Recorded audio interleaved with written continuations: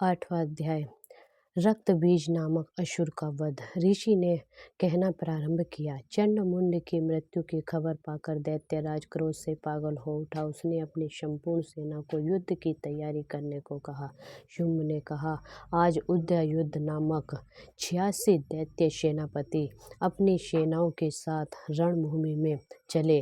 कंबु नामधारी दानवों के 84 सेना नायक अपनी सेनाओं को तैयार करके युद्ध स्थल में प्रस्थान करें। कोटिवीर्य वंश के 50 और धूम्रकुल के 100 सेनापति मेरी आज्ञा से आज युद्ध में चले।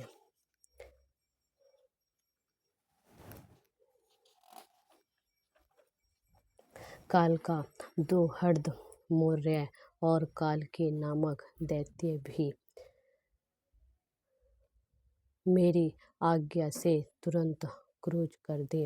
शुंभ शव को आदेश देकर हजारों बड़े बड़े दानव समूह के साथ स्वयं रणभूमि में चल पड़ा। अपनी और विशाल आसुरी सेना को उन्मुख होते देखकर देवी चंडिका ने अपने धनुष की टकार से समस्त क्षितिज और आकाश मार्ग को प्रकंपित कर दिया। साथ ही साथ देवी वाहन सिंह ने भी अपनी कर्कश ध्वनि में दहाड़ना शुरू कर दिया। देवी ने उस भीषण ध्वनि को अपने घंटे की आवाज से और भी कठोर बना दिया। धनुष की टकार, सिंह की दहाड़ और घंटे के रव में दिगंत पूरित हो गए। काली ने उस भीषण ध्वनि से अपने मुख को अपेक्षा अधिक विस्तृत कर लिया। इस प्रकार वह पूर्ण विजयनी हो गई। उस भीषण कोलाहल को सुनकर आसुरी सेना ने चंडिका काली सिंह को कुपित हो चतुर्दिक से घेर लिया। हे राजन, ठीक उसी समय ब्रह्मा, शिव, कार्तिकेय और विष्णु तथा इंद्रादि देवों की महान बलवती शक्तियां भी उन लोगों के साथ से बहिर्गत होकर देवी के पास दानवों के विनाश एवं देवों के अभ्युत्थान के लिए पहुँची। असुरों से भिड़ने के लिए देवों के रूप, वेश, वाहन आदि के अनुरूप ही उनकी शक्तियाँ भी इकट्ठी हो गई। सर्वप्रथम इंसारूढ़ अक्ष, सूत्र और कमंडलों से सुसज्जित होकर ब्रह्मा जी की शक्ति निर्गत हुई। उसी शक्ति को ब्रह्माणी भी कहा गया है। शिव की शक्ति वृषभासीन होकर हाथों में त्रिशूल, व्याल, कंकड़ और मस्तक के चंद्र रेखा से सुशोभित हो आ गई। कार्तिकेय की शक्ति मयूरासीन हो हाथ में शक्ति धारण करके रणभूमि में उपस्थित हुई। इसी प्रकार विष्णु की शक्ति गरुड़ारूढ़ होकर शंख, चक्र, गदा, धनुष तथा खड्ग लिए आदम की। भगवान की यज्ञबाहरा रूप धारणी शक्ति भी शूकर के भेग में वहां प्रकट हो गई। भगवान नृसिंह की नारसिंगी शक्ति भी उन्हीं के जैसे रूप बनाकर आ गई।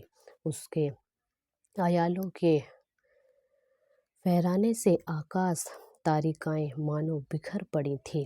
इस प्रकार हाथ में वज्र लिए ऐरावत हाथी पर आरूढ़ होकर इंद्र की शक्ति भी वहां उपस्थित हो गई। इंद्र की शक्ति भी उन्हीं के समान 1000 आंखों वाली थी। उन संपूर्ण देव शक्तियों से पूर्ण शिवजी ने देवी चंडिका से कहा, अब तुम मेरी प्रशंसा के लिए शीघ्र ही इन असुरों का संहार करो। इतना सुनते ही देवी के शरीर में अत्यंत विकराल एवं उग्र रूप वाली चंडिका शक्ति की उत्पत्ति हुई, जिसके द्वारा सैकड़ों श्यारिणी की सी ध्वनि निकल रही थी। उस अपराजिता देवी ने धूसर वर्ण वाले जटाधारी शिवजी से कहा, भगवान आप शुंभ निशुंभ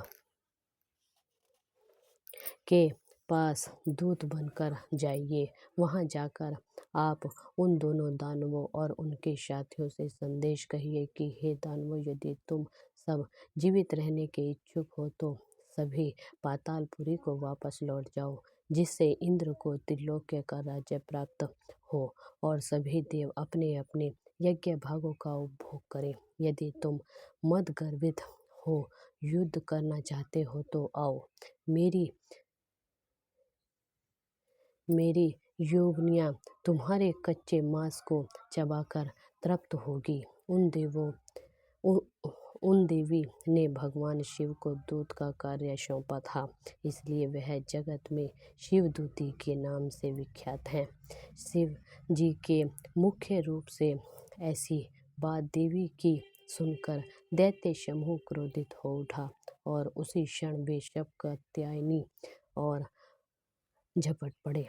तत्पश्चात वे सभी दानव क्रोधापूर्ण देवी पर अपने बाण शक्ति रिष्टि आदि शस्त्रों से भयंकर वर्षा करने लगे। देवी ने प्रत्युत्तर में अपने धनुष की टकार करके दैत्यों द्वारा प्रक्षेपित बाण शक्ति परशु आदि को सहज ही काट गिराया। तदंतर काली आगे बढ़कर अपने शूलाघात से दानवों को चीरने लगी और खड्वांग द्वारा उनका विनाश करते हुए रणस्थल में घूमने लगी। ब्रह्मणी जिधर भी निकल पड़ी थी उधर के असुरों को अपने कमंडलों के जल छिड़क कर उन्हें श्रीहत बना देती थी। माहेश्वरी ने त्रिशूल, वैष्णवी ने चक्र तथा कार्तिकेय ने अपने शक्ति के बल से दानवों को कुचलना प्रारंभ कर दिया।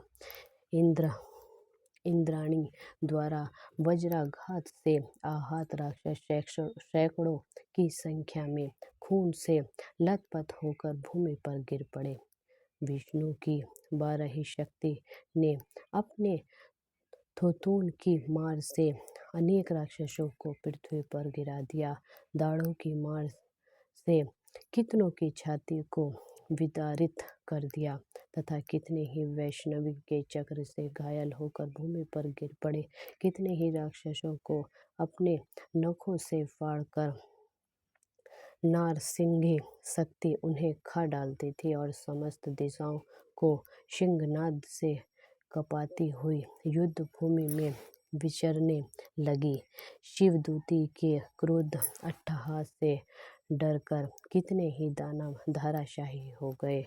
उनके पतित होते ही शिवदूती उन्हें चबा डालते थे। इस प्रकार क्रोध देवियों के द्वारा बड़े बड़े वीरों का वध होते देखकर राक्षसी सेना युद्ध भूमि से खिसकने लगी। देवियों द्वारा भयातुर दानवों का भागना देखकर महादैत्य रक्तबीज क्रोधित हो समर भूमि में आ पहुंचा। उसने शरीर से रक्त की बूंद गिरते ही उसी के आकार के अन्य दैत्य उत्पन्न हो जाते थे।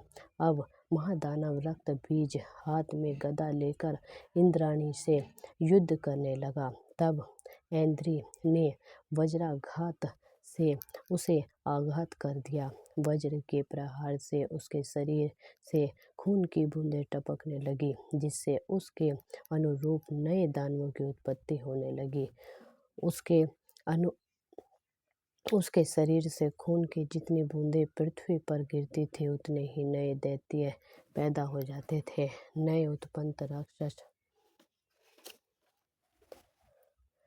मातृगणों के साथ भीषण वेग से युद्ध करने लगे। इंद्राणी के वज्र प्रहार से उस राक्षस के मस्तक से खून चूने लगा, जिसके फलस्वरूप सहस्त्र नए दानव प्रकट हो गए। वैष्णवी ने अपने चक्र से रक्त बीज पर आघात किया। फिर ऐन्द्री ने गदा की चोट से उसे घायल कर दिया। वैष्णवी के चक्र से घायल होने के कारण रक्त बीज को देह से बहुत अधिक मात्रा में खून निकला, जिसके फलस्वरूप असंख्य राक्षसों की उत्पत्ति हो गई और उनके द्वारा समस्त चराचर विश्व व्याप्त हो गया। कौमारी ने अपनी शक्ति, वाराही ने खड्ग और माहेश्वरी शक्ति ने अपने त्रिशूल के द्वारा रक्त बीज को आघात कर दिया। तब रक्त बीज अत्यंत कुपित होकर संपूर्ण मात्र शक्ति पर अपनी गदा से प्रहार करने लगा। शक्ति शूल आदि के द्वारा विद्ध होने पर उसने रक्त द्वारा अगणित नए महान दानवों की उत्पत्ति हुई। इस प्रकार उन दानवों से उत्पन्न नए दैत्यों द्वारा समस्त जगत आच्छादित हो गया। इसे देखकर देवतागण त्रस्त हो गए। देवताओं को भयातुर देखकर चंडिका ने जल्दी से काली को संबोधित किया। चंडिका, चामुंडे, तुम अपने मुख का और अधिक विस्तार करो। रक्त बीज से उत्पन्न होने वाले नए असुरों को तुम द्रुत गति से भक्षण कर लो। तुम नए राक्षसों का भक्षण करती हुई रणभूमि में विचरती रहो। इस तरह जब उसके शरीर का समग्र रक्त को समाप्त हो गया तब अनायास ही उसका वध हो सकेगा। जब तुम उन भीषण दानवों का भक्षण कर डालोगी तब नए दैत्यों का उत्पन्न होना बंद हो जाएगा। इतना कहकर चंडिका देवी ने अपने शूल से रक्त बीज पर प्रहार किया। उसने शक्ति से रक्त निकलते ही उसे काली ने अपने मुख में डालकर तब रक्त बीज ने अपनी गदा से चंडिका पर आघात किया, परंतु उसकी गदा से देवी को कोई आघात नहीं पहुंचा। उधर रक्त बीज के घायल शरीर से बहुत अधिक मात्रा में रक्त स्राव हुआ, किंतु उस रक्त के भूमि पर गिरने के पहले ही चामुंडा ने उस रक्त को अपने मुंह में ले लिया। रक्त भरे रहने के कारण मुख में भी जब नए दानवों की उत्पत्ति होने लगी तब देवी उन्हें चबा जाने लगी और अंततोगत्वा उस रक्तबीज दानव का पूरा खून चूस लिया। अब उस रक्तहीन दानव रक्त बीज को अपने वज्र, बाण, खड्ग, रिष्टि आदि के प्रयोग से देवी ने मार गिराया। इस प्रकार हे राजन, शास्त्राघात से आहत होकर वह रक्त विहीन दानव रक्त बीज धरती पर गिर पड़ा। हे नरश्रेष्ठ, इस दृश्य को देखकर देवताओं का हृदय उल्लसित होने लगा। उस असुरों के रक्तपाल के मद से विभोर होकर संपूर्ण मातृ समूह नृत्य करने लगा। इस प्रकार 8वां अध्याय समाप्त। जय माता दी।